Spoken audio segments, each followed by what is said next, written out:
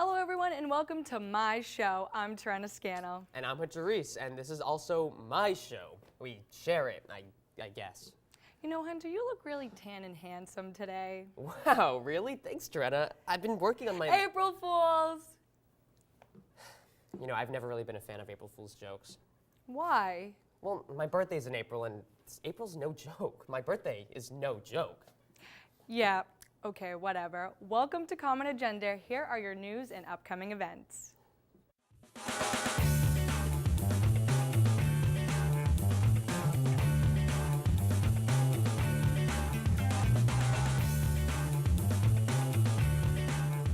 Welcome back to Common Agenda. I hope you've been staying warm in the never-ending storm that Boston has become. Show of hands. Who's been knocked over by the wind at the corner of Boylston and Tremont today? Oh, everyone? What a surprise! Anyway, here are the latest news stories. The Berkeley Beacon has published another groundbreaking article, this time exposing an unsettling trend in tuition rates for Emerson. Yep, you guessed it, the school has been getting more and more expensive for the past 20 years. Due to inflation, increasing economic pressure, and, dare we say it, greed, tuition for current students will rise 4.5% next year to over $38,000, while tuition for new students will rise even higher to $40,000, since they'll be the ones who are actually benefiting from new innovations and programs being put into motion. Anyone for the new dorms they're building on Sweetwater's grave? Anybody? Love House of Cards? Wish it was coming true in real life? Well, it is, sort of. Emily Solomon was reelected as SGA president this week, but no, she's not a manipulative psychopath like Terrena. I'm sure she's a very nice girl. Solomon has big plans to change policy on our lovely, lovely dining hall. I see you, Darrell. As well as troublesome academic policies. I'm assuming she's talking about all the issues with registration, but maybe that's just me. Solomon would also like to work on the treatment of victims of sexual assault and create a violence response program. You go, Emily. At this rate, you'll be the next John Quincy Adams. This just in, we are changing our school's colors, for a day at least. This Thursday, Emerson College will be recognizing Autism Awareness Day by initiating a Light It Up Blue campaign. Students are encouraged to wear blue, pick an autism awareness button in the little building, and take a picture in a photo booth to show their support. To find out ways to get even more involved, be sure to visit autismspeaks.org. I also have one more warning, Emerson students. If you see other college students wearing blue and gold that aren't from Emerson, you're most likely at Suffolk. Just turn around and come right back home. You'll never believe the next tidbit of info we have for you. Unfortunately, our wonderful Dean Ron Ludman will be retiring at the end of this very academic year. We will miss you very much, Dean Ludman. Let us know what it's like to escape the Boston weather and spend your days on the beach or in Disney World. The Associate Dean of Students, Sharon Duffy, will take over as Interim Dean of Students on July 1st. Good luck, Duffy. We know you will shine and keep Emerson the magical place it truly is. Ladies and gentlemen, it's almost summer, and that means one thing: the long-awaited return of Orange is the New Black. I don't know if you caught this, superfans, but there's actually an Emerson alum in the cast, Matt McGorry, who plays prison guard / baby daddy John Bennett, graduated from Emerson in 2008. You may have also seen him in ABC's How to Get Away with Murder, as Asher, everyone's favorite annoying bro. Matt McGorry credits his experience at Emerson for his success, saying it was participating in student films and shows that helped him gain confidence as an actor. As someone who is currently right now participating in a student-run show at this very second, this is amazing. Hopefully someday you'll see me carted off into Litchfield Penitentiary or getting away with murder. Sorry, Terrena. Congrats, Matt. And now we're going to hear from the lovely Sarah Fox with Weekend in the Bean.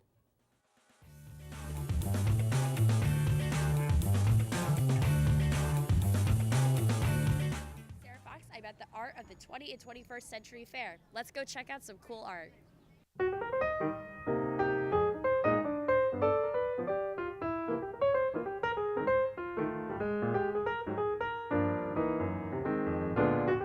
Can you tell me a little bit about the history of the art gallery? We started this business with my husband Jerry. He will appear shortly.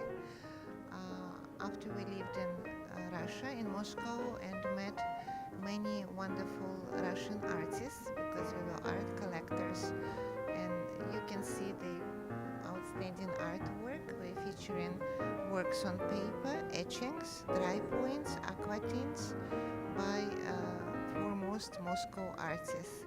If someone isn't interested in art, why do you think that they should come to this gallery? Why is this important? Well, I think it's important for everyone to see art. Not everyone likes the same things. Our artwork is more detailed, maybe, and not as modern as some other types of artwork that are available. But it's very high quality. A lot of people appreciate it. We work with the artists closely. We know them intimately. We've known all these artists since the early 1990s, because I lived and worked in Russia for 17 years, and I've known them for a long time. And the work is different. If you look at it, we have other artists that we represent that are not here. This is a print fair, and you're supposed to have items that are on paper that are prints. So we have lots of other artists that do paintings and other mediums, sculptures and so on that we work with. Jim, why are you here today? This is a really lovely venue. It's on art and design of the 20th and 21st century. And posters were an art form that started in 1890, went actually right up to today, went through many golden periods, and it does continue in certain ways today. So it's a perfect venue for us to try to introduce people who haven't met us in our 21 years on Newbury Street, and then to see some old friends as well. I find that I have customers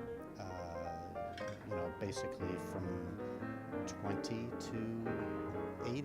Posters have enormous accessibility. Who knew there was so much cool artwork in Boston? If you missed Boston Design Week, you can definitely go next year. Thanks for watching Weekend in the Bean, guys. I'm Sarah Fox. Hello, I'm your in-studio correspondent, Rivka Herrera, and today we're talking to Marlo Japin from Atlas. So Marlo, could you tell us a little bit about Atlas and the kind of magazine it is? Sure. Atlas is Emerson's campus lifestyle magazine, and we come out with an issue once every semester. And what's your position on Atlas? I'm the designer and the city editor. And what do you do as the designer and city editor? For designing, it's more about the aesthetics of the magazine, so it's like organizing photos, choosing the font. And for editor, I edited my section through 3 rounds of drafts. Do you have any interesting content in this semester's issue? Oh yeah, definitely. This semester our theme is off the map, so it's exploring unusual destinations and ideas. And do you have any events or anything coming up to promote that issue of the magazine? We do. On May 1st, we're having a launch party at Sweet Bakery on School Street, and anyone's welcome to come on by, but if you can't make it, it'll be on newsstands, or you could find the digital copy online. Thanks so much for coming in. Thanks for having me. And now we will hear from the famous Elias Genghis with Stage Spotlight.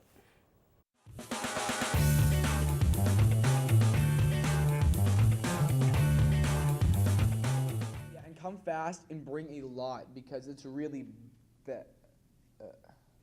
Hello, my name is Elias Genghis, and welcome to this week's segment of Stage Spotlight.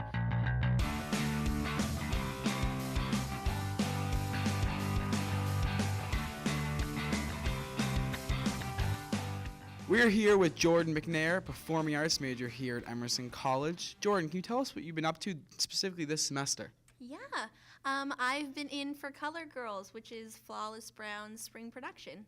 And for those who don't know, what is Flawless Brown? Flawless Brown is Emerson's first and only all-women of color theater troupe. Awesome. And when was it established? Last spring, actually. Oh, so it's very, very new. It's coming up for the 1-year anniversary. So this play you're in, are you directing, acting? Did you write it? For those who don't know. I'm acting. I play the part of Lady in Red, shared with 2 other ladies. And yeah, no, I'm not direct, no. She's just acting. Yeah. Now, can you tell us a little about your role? Yeah. So it's mainly, the play itself is a whole bunch of poems and scenes that are poetically charged. And so Lady in Red has to do with a full Dominican dance that we're going to be doing. There's more, there is a very sad, intense scene that has to do with family violence, and then there's also a really beautiful ending poem that I personally cherish. So, now, what really inspired you to audition for this play, and specifically the role?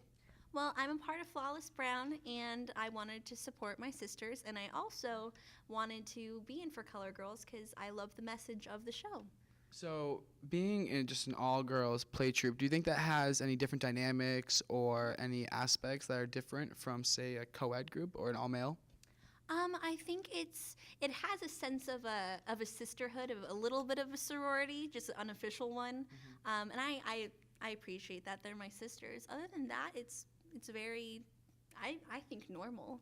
Well, we're all excited. So, can you tell us where and when we could see it? Yes. So it's being played April 16th and 17th in the Cab. Come and see it. We'd love to have you there.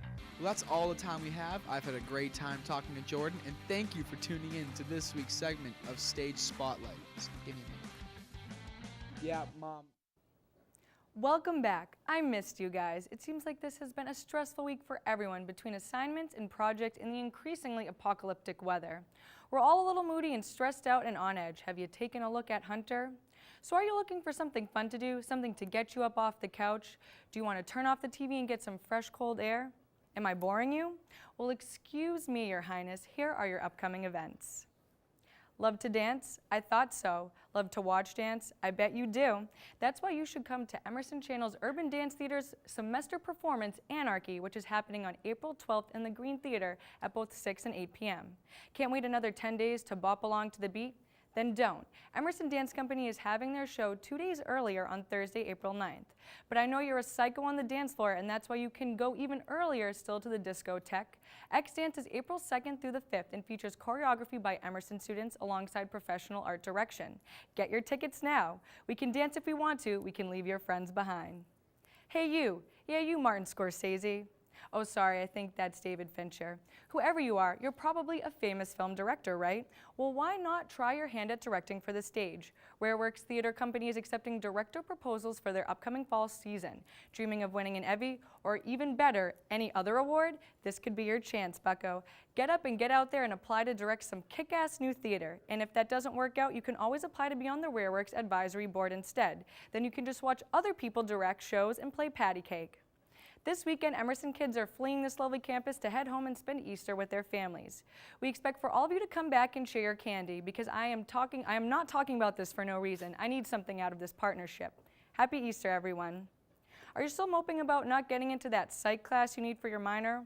Well, to take your mind off of it, here's a story about actual minors. You know, the ones that go down into mines. Next Tuesday at 7 p.m., the Bright Lights will be screening the film Pride in the Bright Family Screening Room. Taking place in 1984, this movie tells the true story of the unlikely alliance formed between a small British town and the LGBT activists in their quest to support local miners in a strike. It's a story that's sure to inspire many. I know it made me want to form my own union to bring Zayn back into One Direction. I have faith in us One Directioners. We can do this. Or maybe Hunter can just join. Yeah, right. If all you film nerds followed the Sundance Film Festival, you probably heard about the documentary The Mask You Live In, a film that examines gender stereotypes that are forced on young men. If so, prepare your nerdy little hearts next Monday. Emerson College will be one of the first in the nation to show the film in the Bright Family Screening Room. That's pretty exciting if you ask me.